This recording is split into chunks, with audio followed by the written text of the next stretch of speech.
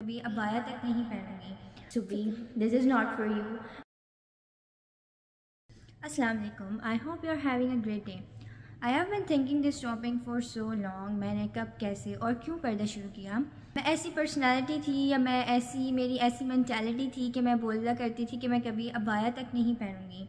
مطلب میں بہت دین سے دور تھی اور نمازیں میں اس وقت پڑھتی تھی لیکن وہ باقاعدگی سے نہیں پڑھتی تھی. کبھی پڑھ لی کبھی نہیں پڑھی. روزے ہم رکھ لیتے تھے لیکن وہ بس ہمارے ہمارے بنیادی فرض ہے. ہمیں یہ نہیں پتہ کہ ہم نماز کیوں پڑھ رہے ہیں, ہم روزہ کیوں رکھ رہے ہیں. بس فرض ہے اور ہم وہ فرض ادا کر دیتے تھے. ہم سمجھتے تھے کہ بس ہم نے اپنے ساری جو ہے وہ عبادات اور ہم نے اللہ کا حق پورا ادا کر دیا ہے, لیکن ہمیں مطلب اس کا نہیں پتہ ہوتا تھا. دین 2022 میں I had everything, الحمدللہ. لیکن ایک بے چینی تھی, بہت بے سکونی تھی. ایسے لگتا تھا کہ جیسے ایک امپٹی اسپیس اندر ہی اندر ہے اور اس کو کس طرح فل کیا جائے یا یہ کس طرح خوشی میں تبدیل ہو سکتا ہے. Was not feeling well. پھر میں نے اسکالرس کو سننا شروع کیا. میں مولانا طارق جمیل کو سنتی تھی, میں سنتی ہوں, اسرار احمد کو سنتی تھی, یوتھ کلب کو سنتی تھی اور بھی بہت سارے اسکالرس کو سنتی تھی.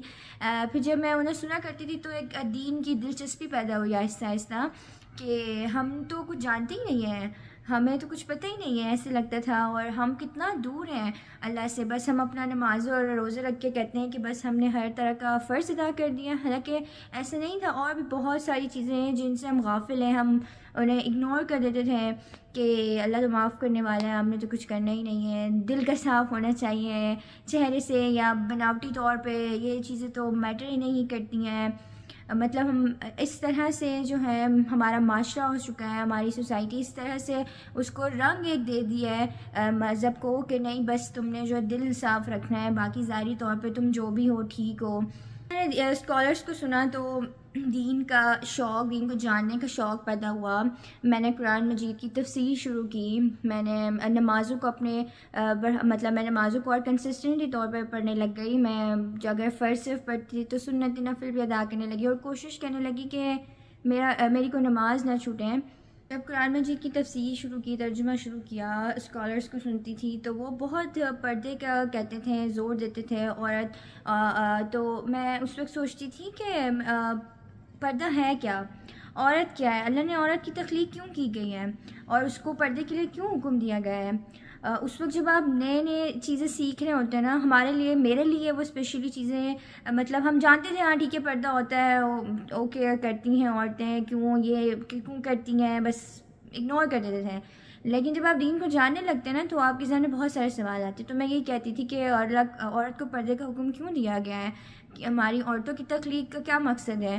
اللہ نے کیوں ہمیں کہا ہے کہ باہر نکلو تو اپنی اوڑھنیاں لے کے نکلو اپنی. اور پھر جب تھوڑی بہت چیزیں سمجھ آئی اور ان دنوں پھر رمضان بھی آ گیا اور آپ کا ایمان جو ہے وہ پیک پہ ہوتا ہے, میں نے سوچا کہ میں انشاءاللہ اعتکاف میں بیٹھوں گی. میں نے ارادہ کر لیا اور میں نے پہلے ہی یہ سوچ لیا تھا کہ میں اعتکاف میں بیٹھنے سے پہلے کہ میں نے پہلے وہ آیات کا ترجمہ تفسیر کرنی ہے جو خاص طور پہ اللہ تعالیٰ نے عورتوں کے لیے نازل کیا ہے. تو اس میں سورہ نساء تھی اسپیشلی, اور میں نے سورہ احزاب اور سورہ نور کا رکھا کہ میں وہ لازمی اس کی تفسیر اور ترجمہ کروں گی. جب میں اعتکاف میں بیٹھی تو that was the most beautiful days I ever experience.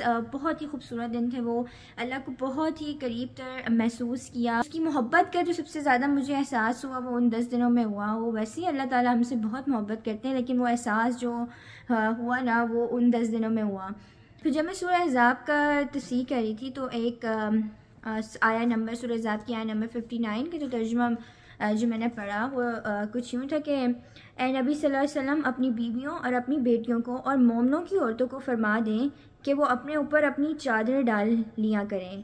یہ قریب تر ہے کہ ان کی پہچان ہو جائے تو انہیں نہ ستائے جائے اور اللہ بخشنے والا نہایت مہربان ہے.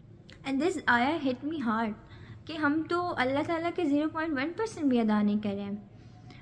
اور آئی واز تھنکنگ کہ میں اتنے گناہ کر رہی ہوں اور کرتی آئی ہوں تو کیا پتہ میں یہ اپنا لوں تو اللہ مجھ سے راضی ہو جائے, وہ میرے گناہوں کو معاف کر دیں. عورت عربی زبان کا لفظ ہے جس کے معنی ہے پردہ. پردہ کے معنی میں ہے عورت نقاب چھپانا. ایک حدیث میں ہے کہ عورت جو ہے وہ چھپا کے رکھنے کی چیز ہے.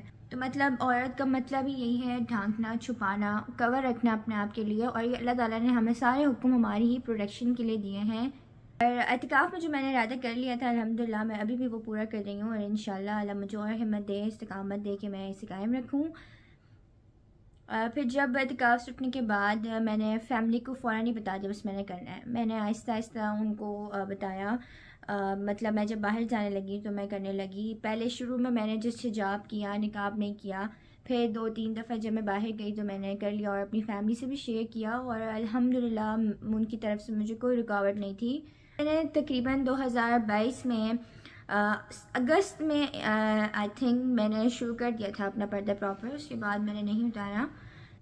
گھر والوں کے بعد فیملی کو اور فرینڈس کو بھی پتہ چلا کہ سبی از ڈوئنگ پردہ، and the love and respect I receive is beyond۔ الحمدللہ بہت ہی خوبصورت تھا کہ سب نے مجھے اتنا سراہا، اتنا موٹیویٹ کیا، لیکن پھر بھی still people in our society جو آپ کو ڈیگریڈ کرتا ہے، کچھ اس طرح کے لفظ سے، تمہیں سانس آ رہی ہے، تم کھانا کیسے کھاتی ہو، تمہیں گرمی تو نہیں لگ رہی ہے، الو لگ گئی ہو، تم شادی پہ بھی کرو گی، مطلب یہ لفظ پھر بھی آپ کو سننے کو ملتے ہیں۔ لیکن یہ چیزوں نے مجھے ڈی موٹیویٹ نہیں کیا، یا میں نے یہ کبھی سوچا بھی نہیں کہ لوگ مجھے یہ کہیں گے تو میں اتار دوں گی۔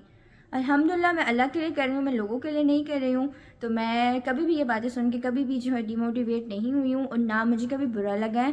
اگر وہ ایسے سوچتے ہیں تو پھر وہ ان کی ذہنیت ہے، وہ ان کا مائنڈ ہے، میں کچھ نہیں کہہ سکتی۔ اللہ ہم سب کو ہدایت دے، آمین۔ اب نقاب کرنے میں، عبایا پہننے میں کوئی پرابلم نہیں ہوئی الحمدللہ، یہ بھی اللہ تعالیٰ کی بلیسنگس تھی۔ جو پرابلمز ہوئی وہ یہ تھی کہ ہمارا وے آف سٹائل، ہمارا وے آف لیونگ ایسا ہے کہ جو ہماری ورلڈلی لائف ہوتی ہے، جو اس دنیا سے جڑی ہوئی چیزیں، جو ہمارے اعمال، ان کو اپنے نفس پہ قابو رکھ کے ان کو چھوڑنا سب سے مشکل کام مجھے لگتا ہے وہ ہوتا ہے۔ نقاب بھی کچھ لوگوں کے لیے جن کی فیملیز خلاف ہوتی ہیں، یا ان کا معاشرہ اتنا ایسا ہو چکا ہے کہ آپ کو ڈی گریڈ کرتے ہیں اور پریس کرتے ہیں، تو ان کے لیے بہت مشکل ہوتا ہے۔ لیکن الحمدللہ میرے اوپر یہ اللہ کی بلیسنگس تھی کہ میرے اوپر ایسی کوئی تکلیف نہیں آئی کہ لوگ مجھے آ کے کچھ کہیں یا میں ان سے ڈی موٹیویٹ ہو جاؤں۔ تو الحمدللہ میں اس میں بہت ہی خوش قسمت تھی۔ دین کو جان رہی ہوں، جانا ہے۔ I am still a student. میں یہ نہیں کہہ رہی کہ میں پرفیکٹ ہوں یا میں کوئی گناہ نہیں کرتی ہوں، آئی اسٹل میڈ مسٹیکس، انسان ہوں، مجھ سے بھی گناہ ہو جاتے ہیں، لیکن بہت جگہ اس پردے نے مجھے بچایا ہے کہ سبی this is not for you, this is not for a good مسلمہ۔ اب میری زندگی میں سارے پازیٹیو سائڈز آئے ہیں۔ جب ہم دین سے دور ہوتے ہیں نا تو ہم لوگوں سے امیدیں لگا لیتے ہیں، ہم ان دنیا کی چیزوں سے امیدیں لگا لیتے ہیں، لیکن جب آپ اللہ کے قریب ہوتے ہیں نا، اور یہ اللہ کے قریب میں تب بھی ہوئی جب وہ مجھے ایک بے سکونی ہوئی اور میں پردے کی طرف آئی۔ اللہ نے مجھے اسپرچول جرنی کے ساتھ جوڑ لیا، جو میں اس کے اتنے قریب ہوئی، میں نے اس دین کو جاننے کا موقع ملا۔ وہ اسی لیے کہ اللہ کہتے ہیں کہ تم 1 قدم بڑھاؤ میں تمہاری طرف 10 قدم بڑھاؤں گا، تو اللہ نے بس میرا ہاتھ تھام لیا۔ تو جب آپ اپنے دین کو جاننے لگتے ہیں نا تو آپ دنیا کے بجائے اس سے امید لگاتے ہیں، اللہ سے امید لگاتے ہیں کہ وہی میرا رہبر ہے، یا وہی مجھے سیدھا راستہ دکھانے والا ہے، وہی میری پریشانیوں کو دور کرنے والا ہے۔ اس پہ جو وہ بھروسہ ہوتا ہے نا، ہم اپنے منہ سے تو کہتے ہیں سب کچھ اللہ کرتا ہے، لیکن ہمارا دل وہ چیزوں کے لیے نہیں مان رہا ہوتا ہے۔ ہم پھر بھی جو لوگوں سے امید لگا لیتے ہیں، اپنے غم اس کو لوگوں کو بتانے لگ جاتے ہیں، تو وہ جب آپ کی اسپرچول جرنی جڑ جاتی ہے نا اللہ سے، تو پھر وہ ساری امیدیں، وہ ساری اس باتیں، جو ساری تکلیفیں آپ اسی سے ہی شیئر کرتے ہیں، اسی سے ہی امید لگاتے ہیں کہ وہی آپ کی اس مسئلے کو حل کرے گا، لوگ نہیں حل کریں گے۔